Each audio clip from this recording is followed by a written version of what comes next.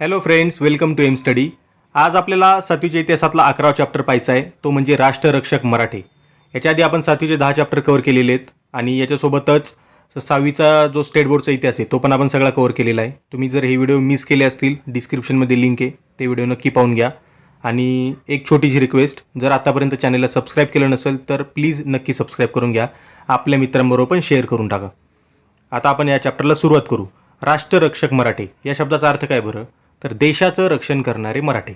आता मराठ्यांवर का बरं वेळ आली? आपल्याला माहिती की अख्ख्या देशामध्ये कोणाचं राज्य होतं? मुघलांचं राज्य होतं.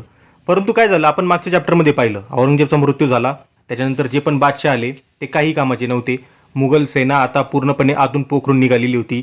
जे वजीर लोक होते त्यांना महत्त्व येऊन गेलं, किंग मेकरला असं महत्त्व आलं. आणि जे राजे लोक होते मुघलांचे, हे सगळे आता नशेमध्ये वगैरे म्हणजे त्यांची वाट लागलेली. त्याच्यामुळं एकच पॉवरफुल सेना आता भारतात उरलेली आहे, ती म्हणजे मराठा सेना. आणि आपण अजून एक गोष्ट पाहिली होती मागच्या चॅप्टरमध्ये की 1740च्या आसपास नादिर शहानी, म्हणजे जो अफगाणिस्तानचा होता, त्यांनी दिल्लीवर आक्रमण करून दिल्लीची लूट तो करून घेऊन गेलेला होता. आता पुढे जाऊन अफगाणिस्तानमध्ये काय झालं, तर जो नादिर शाह होता ना, त्याचा एक सरदार होता, त्याचं नाव होतं अहमद शाह अब्दाली. या अब्दालीने काय केलं, त्या नादिर शाहला मारून टाकलं आणि तो स्वतः आता अफगाणिस्तानचा शासक बनलेला आहे. आणि त्याला माहीत होतं की इंडियामध्ये खूप जास्त प्रमाणात संपत्ती आहे. त्याच्यामुळे पुढे जाऊन अब्दालीनी पण आता 5-6 वेळा भारतावर आक्रमण करून दिल्लीची लूट करून तो निघून गेलेला आहे. आणि आपल्याला या सगळ्यातून काय कळतं की दिल्ली आता प्रचंड प्रमाणात कमकुवत झालेली. त्याच्यामुळे आता मुघल कोणाला शरण आलेले आहेत, तर मराठ्यांना, की तुम्ही आमचं रक्षण करा. आता उत्तरेची परिस्थिती काय होती हे बघा. हा जो एरिया आहे ना, हा होता तेव्हा अवध, हे अवध राज्य आहे. आणि याच्या शेजारचा जो हा एरिया आहे ना, हा होता रोहिलखंड एरिया.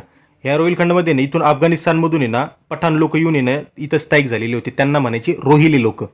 त्यानंतर दिल्लीच्या आसपास इकडे होते राजपूत लोक, इथे होते जाट लोक. तर या सगळ्यांपासून आहे ना दिल्लीला धोका होता. म्हणजे हे कधी पण दिल्लीवर आक्रमण करून तिथली लूट करायची. आणि एक सगळ्यात मोठा धोका होता तर अफगाण सेनेचा. अफगाण सेना पण यायची, दिल्लीवर आक्रमण करून टाकायची. त्याच्यामुळे आता दिल्लीने कोणाला मदत मागितली? इकडे मराठ्यांना मदत मागितली महाराष्ट्रामध्ये. आणि आपल्याला माहिती आहे आता मराठी स्ट्रॉंग बनलेले आहेत. आणि त्यातच आहे ना, हा जो अयोध्या आपण रिजन पाहिला ना, याचा नवाब होता.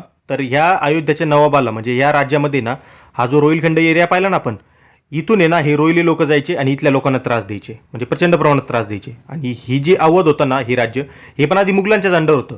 परंतु त्यांनी नंतर हळूहळू ते स्वतंत्र झाले होते. म्हणजे म्हणायला ते मुघलांच्याच अंडर आहेत, परंतु स्वतःचाच कारभार आता स्वतः पाहायला लागलेले आहेत.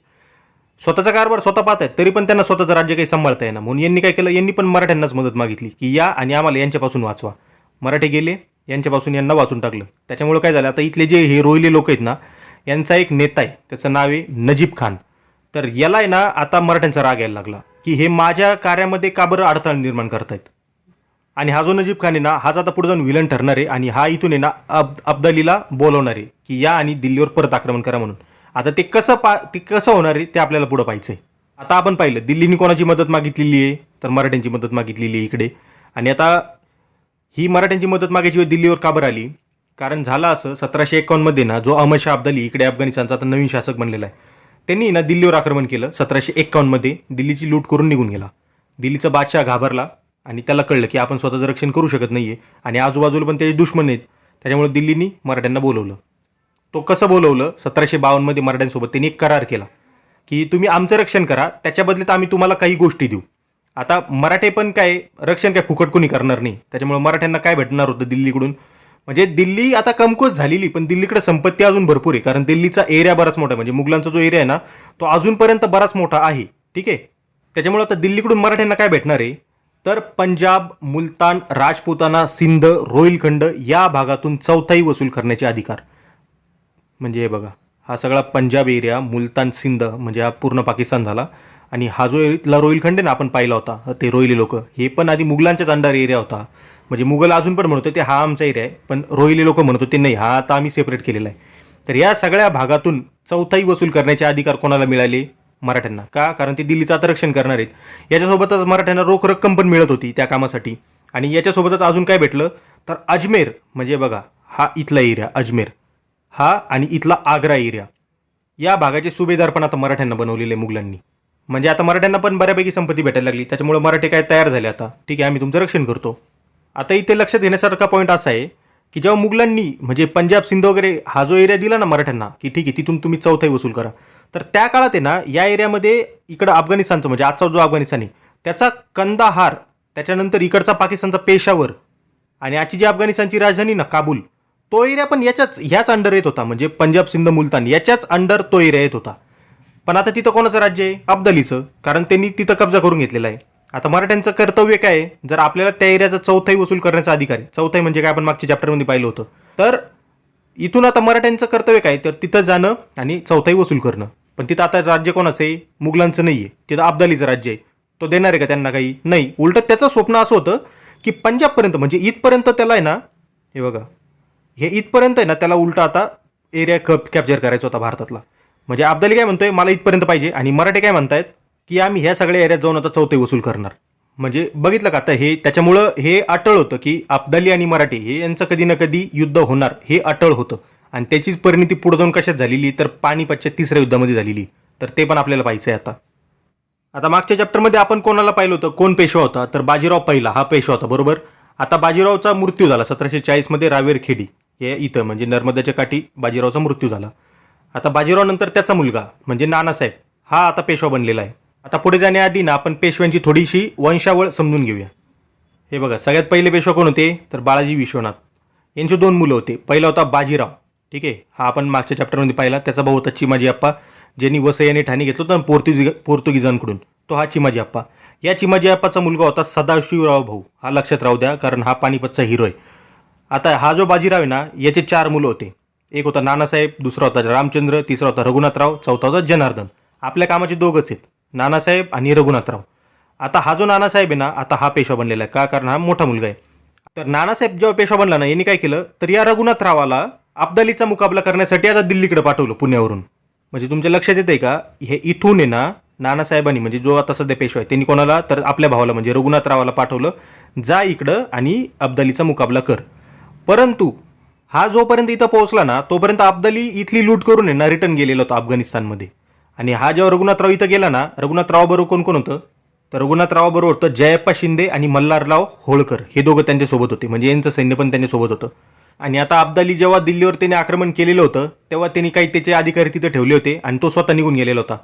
तर हे इकडून गेले रघुनाथराव वगैरे, यांनी दिल्ली परत काबीज केली आणि ते आता डायरेक्ट त्याच्या मागे निघाले तिकडे. म्हणजे हा तोपर्यंत तिकडे पोहोचलेला होता, पण हे इकडे गेले आणि ते पाकिस्तानचा आजचा पेशावर एरिया आहे, इथे अटक नावाचा एक प्रदेश आहे. तर मराठ्यांनी तिथे अटकवर झेंडा फडकवला, म्हणजे इथपर्यंतचा प्रदेश आता त्यांनी कॅप्चर केला. आपण मगाशी काय पाहिलं, तर अब्दालीची काय इच्छा होती की अब्दालीची अशी इच्छा होती की मला आहे ना इथपर्यंतचा प्रदेश पाहिजे, म्हणजे मला पंजाबपर्यंतचा पण प्रदेश आहे ना अफगाणिस्तानला जोडायचा आहे. ही कोणाची इच्छा होती? तर अब्दालीची.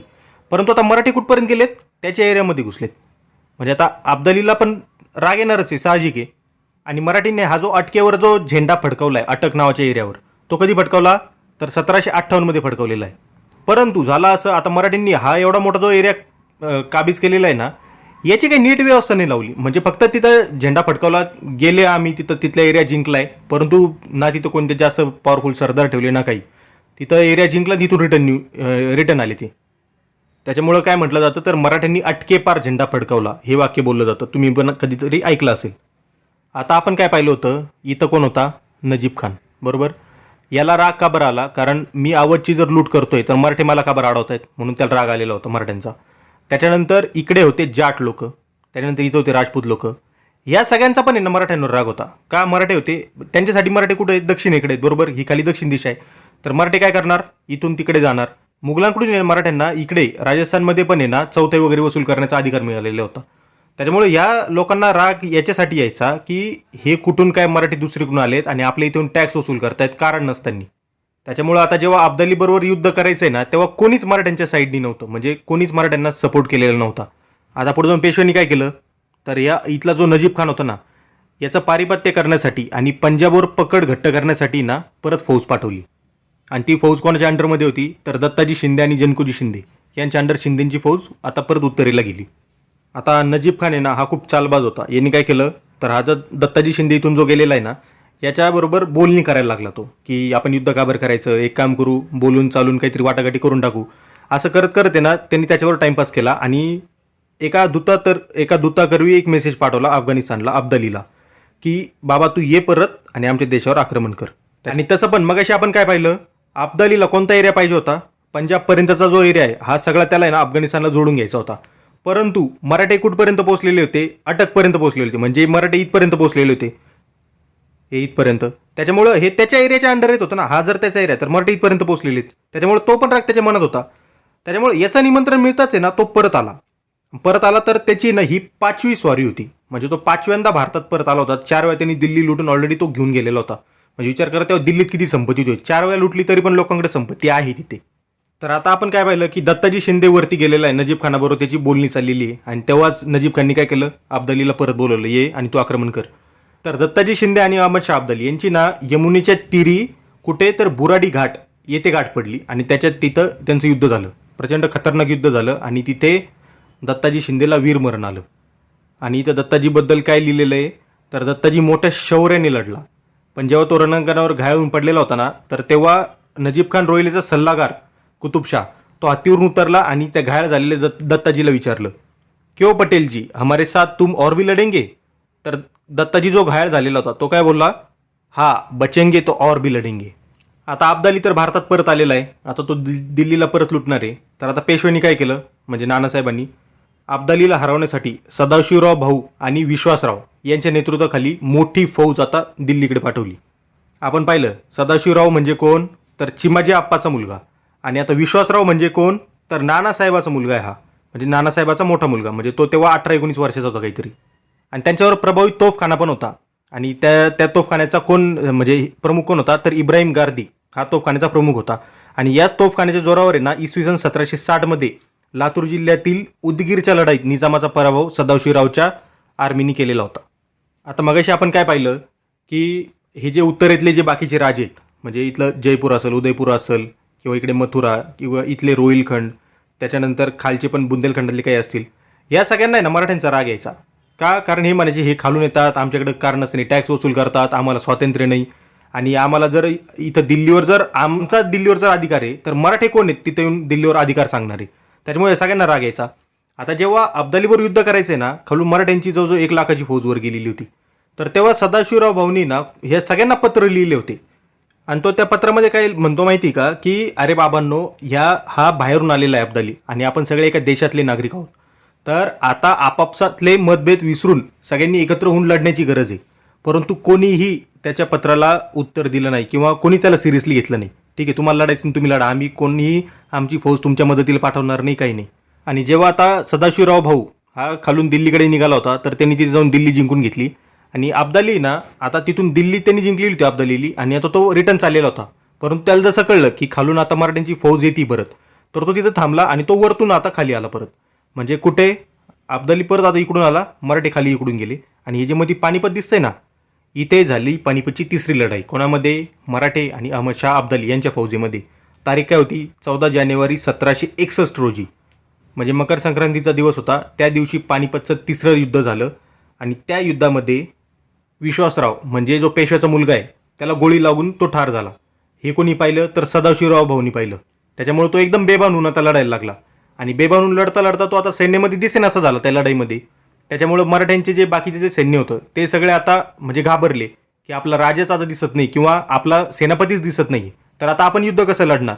आणि याच्यातच काय झालं, तर अहमद शाह अब्दालीची जी राखीव फौज होती ना, जी थकलेली नव्हती, जी त्यांनी लपून ठेवलेली होती, त्यांनी आक्रमण केलं मराठ्यांवर. त्याच्यामुळं मराठे ते युद्ध हारले. आणि त्या युद्धामध्ये महाराष्ट्रातील एक प्रचंड मोठी तरुण पिढी पूर्णपणे नेस्तनाबूत झालेली होती. पानिपतच्या युद्धात सुमारे 1.5 लाख लोक मारले गेले. एका पत्रातील सांकेतिक वर्णन कसं केलेलं आहे, 2 मोते गळाली. मोते म्हणजे कोण, तर सदाशिवराव भाऊ आणि विश्वासराव. 27 मोहरा हरवल्या आणि रुपये खुर्दा किती गेल्या याची गणतीच नाही. आता अब्दाली हा परकीय होता, त्याच्यामुळं तो काय करायचा, तर भारतावर आक्रमण करून लूट करायचा किंवा भारतीयांना तो त्रास द्यायचा. तर भारतीय होऊन मराठी त्यावेळेस लढलेले होते. आणि मराठ्यांनी तेव्हा सदाशिवराव भाऊनी जे आपण पाहिलं ना, राजपूत, जाट, बुंदेले या सगळ्यांना पत्र पाठवलेले होते की अरे या आमच्या मदतीला, आपण सगळे मिळून अब्दालीला हरवू, कारण आता एकत्र होऊन लढण्याची गरज आहे, कारण आपण सगळे एका देशातले आहोत. परंतु या सगळ्यांनी मराठ्यांना विरोध केला. कोणीच सदाशिवराव भाऊच्या पत्राला उत्तर दिलं नाही, कोणीच त्याच्या साईडनी नव्हतं. त्याच्यामुळं मराठे एकटेच लढले आणि झालं असं की मराठी ते युद्ध हारले. परंतु राष्ट्राचं रक्षण करण्याची हिंमत मराठ्यांनी दाखवली, हे इतिहास कधीच विसरलेला नाही आहे. आणि 14 जानेवारीचं ते युद्ध झालं आणि जो पेशवा होता नानासाहेब त्याला प्रचंड मोठा धक्का बसला, कारण एवढी मोठी तरुण पिढी आता पूर्णपणे तिथे गारज झाली. त्याच्यामुळे त्या धक्क्यातूनच आहे ना 5-6 महिने पुढे जूनमध्येच नानासाहेब पेशव्याचा मृत्यू झाला. त्याच्यानंतर पुढचा पेशवा कोण बनला तर पेशवा माधवराव. म्हणजे कोण तर विश्वासरावचा लहान भाऊ म्हणजे नानासाहेब पेशवेचा दुसरा मुलगा माधवराव हा आता पेशवा बनला. आता माधवरावनी ना आपल्या कारकिर्दीत निजाम आणि हैदर अली यांचा बंदोबस्त केला. आता हैदर अली कोण तर खाली म्हैसूर म्हणजे साऊथला, हे बघा इथे ना, इथे म्हैसूर आहे, तर इथे ना हैदर अली नावाचा एक शासक होता. तर खाली पण आता हे जे दिसतंय ना हे सगळं मराठ्यांचं राज्य आहे बरं का, इथे मराठ्यांचं राज्य दाखवलेलं आहे आपल्याला. तर हा हैदर अली काय करायचा, इथे मराठ्यांच्या राज्यावर आहे ना, इथे साऊथमध्ये इथं आक्रमण करत राहायचा. तर याचा बंदोबस्त करणं पण गरजेचं होतं. तर आणि इथे निजाम तर होताच, तर या दोघांचा बंदोबस्त ना माधवराव पेशव्यांनी केलेला होता. आणि माधवरावनी निजामाला कोणत्या लढाईत हरवलं होतं तर राक्षस भुवन म्हणजे कुठं पैठणजवळ राक्षस भुवन आहे, येथील लढाईमध्ये माधवराव पेशव्यांनी निजामाचा पराभव केलेला होता. आणि जो हैदर अली होता हा म्हैसूरचा सुलतान होता. पानिपतला मराठ्यांचा आता पराभव झाला, त्याच्यामुळे या सगळ्यांना आता काय वाटायला लागलं होतं मराठी संपली, त्याच्यामुळे यांनी मराठ्यांच्या एरियावर हल्ले करायला सुरुवात केलेली होती. परंतु मराठ्यांनी काय केलं तर श्रीरंगपट्टण, आता श्रीरंगपट्टण कुठे हे बघा, हे इथं श्रीरंगपट्टण आहे, तर इथे येथील लढाईत ना हैदर अलीचा पराभव केला. तेव्हा कुठं तो तयार झाला की जी तुंगभद्रा नदी ना त्याच्यावरचा प्रदेश मी तुम्हाला देऊन टाकतो. आता पुढे जाऊन माधवराव पेशव्यांचा मृत्यू झाला 1772मध्ये. त्यांचा 1772मध्ये मृत्यू झाला. तर इतिहासकार त्यांच्याबद्दल काय लिहितात की मराठ्यांच्या इतिहासात एक प्रामाणिक, कष्टाळू, जिद्दीचा आणि लोकहितदक्ष असा शासक आता लोप पावलेला आहे. आणि या कर्तृत्वान पेशव्याच्या मृत्यूमुळे मराठा साम्राज्याची प्रचंड मोठी हानी झाली. पेशवा माधवरावांनी शेतकऱ्यांच्या कल्याणाकडे पण विशेष लक्ष दिलेलं होतं. विहिरी खोदून पुण्याला पाणी पुरवठा केलेला होता. नाना फडणवीसासारखे कारभारी आणि रामशास्त्री प्रभूनेसारखे थोर न्यायाधीश त्यांच्या काळात तयार झाले होते. प्रजेला न्याय मिळावा म्हणून न्याय खात्यात त्यांनी सुधारणा केली. तोफा आणि दारुगोळा बनवण्याचे कारखाने पण माधवराव पेशव्यांनी सुरू केलेले होते. तसेच नाणी म्हणजे जे पैसे असतात ना ते पाडण्यासाठी टांगसाळीची पण व्यवस्था त्यांनी केलेली होती. आता माधवराव पेशव्यानंतर कोण आले तर त्याच्यानंतर आले नारायणराव पेशवा, आणि नारायणराव पेशव्यानंतर आले सवाई माधवराव. म्हणजे हे जे दोन आहेत ना खाली, हे दोघं पेशवा बनले, पण हे ना अल्पयुषी ठरले, म्हणजे खूप कमी वय असतानाच त्यांचा मृत्यू झाला.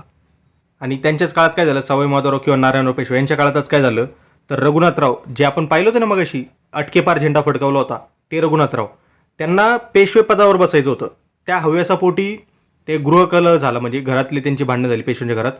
तर त्यांनी काय केलं तर घरात एकी करण्याच्या ऐवजी त्यांनी घेतली इंग्रजांची मदत. तोपर्यंत आता इंग्रज भारतात आलेले आहेत, या रघुनाथरावांनी घेतली इंग्रजांची मदत. आता इंग्रजांना चान्स भेटला की आता मराठा साम्राज्यामध्ये आपण हस्तक्षेप करू शकू. त्याच्यामुळे पुढे जाऊन मराठे आणि इंग्रज यांच्यात पण युद्ध झाली, 3 युद्ध झालेले होते. आपण जो साऊथला हैदर अली पाहिला होता म्हैसूरला, तर त्याचा मृत्यू कधी झाला 1782मध्ये. तर त्याच्यानंतर त्याचा मुलगा टिपू सुलतान हा सुलतान बनलेला आहे म्हैसूरचा. तर हा टिपू निष्णात योद्धा होता, त्याच्याबरोबरच विद्वान कवी पण होता तो. त्यांनी त्याच्या कर्तबगारीने राज्याचा प्रभाव वाढवला. त्यांनी फ्रेंच लोकांसोबत पण पार्टनरशिप केलेली होती का इंग्रजांच्या अगेन्स्ट. इंग्रज तेव्हा खूप वाढायला लागले होते, म्हणजे आता हे सगळं भारतात चालू आहे तर तेव्हा इंग्रज पण आता हस्तक्षेप करायला लागलेले आहेत. म्हणजे जे इंग्रजांचा जो काळ आहे ना तो इथूनच आता हळूहळू सुरू होणार आहे. तर इंग्रजांबरोबर युद्ध करण्यासाठी त्यांनी फ्रेंचांची मदत घेतलेली होती. परंतु एका लढाईमध्ये 1799मध्ये टिपू सुलतान मारला गेला. आता पानिपतचं जे युद्ध झालं होतं ना त्याच्यामध्ये मराठ्यांची खूप जास्त हानी झाली होती. आपण पाहिलं की पूर्णपणे तरुण पिढी मारली गेली होती. तर त्याच्यामुळं मराठ्यांचा जो उत्तर भारतातला जो प्रभाव आहे ना हा काहीसा कमी झालेला होता. परंतु माधवराव पेशव्यामुळं तो प्रभाव परत एस्टॅब्लिश झाला. आणि हा प्रभाव तिथे परत पुनर्स्थापित करण्यासाठी सिंहाचा वाटा कोणाकोणाचा होता तर महाजी शिंदे, तुकोजी होळकर, रामचंद्र कानडे आणि विसाजी पंत बिनीवाले या सरदारांचा सिंहाचा वाटा होता. कारण माधवरावांनी यांच्या फौजा उत्तरेला परत पाठवलेल्या होत्या की मराठ्यांचा प्रभाव उत्तरेमध्ये कमी व्हायला नको. या मराठ्यांच्या फौजांनी जाट, रोहिले आणि राजपूत यांना पराभूत केलं. आणि अशा पद्धतीने मराठी आता नॉर्थ इंडियामध्ये आता परत पॉवरफुल बनलेले आहेत. आणि अब्दालीबरोबर जे पानिपतचं युद्ध झालं त्यात मराठी आता हारले ते युद्ध. पण याचा अर्थ असा आहे का फक्त मराठ्यांचं नुकसान झालं तर अजिबात नाही. अब्दालीचं पण तेवढंच जास्त नुकसान झालेलं होतं. म्हणूनच अब्दालीचे जे पुढे आता वंशज आले ना त्यांनी कोणीच आता परत भारतावर आक्रमण केलं नाही. एवढंच काय तर पुढे जाऊन मराठ्यांच्या दरबारामध्ये त्यांनी त्यांचा दूत पण पाठवलेला होता. आणि पुढे जाऊन म्हणजे दिल्लीचं जे तख्त आहे हे सुरक्षित ठेवण्यासाठी आणि मराठ्यांचा दबदबा उत्तर भारतामध्ये कायम ठेवण्यासाठी अजून जास्त कार्य कोणी केलेलं होतं तर मल्हारराव होळकर, अहिल्याबाई होळकर आणि महाजी शिंदे ह्या सगळ्यांचा खूप मोठा वाटा आहे. तर हाच आपला चॅप्टर होता. कसा वाटला कमेंट करून कळवा. जर तुम्हाला असेच आपले व्हिडिओ पाहायचे असतील अजून नक्की चॅनलला सबस्क्राईब करून घ्या. आपल्या मित्रांबरोबर पण शेअर करा. Stay connected with M Study. जय हिंद.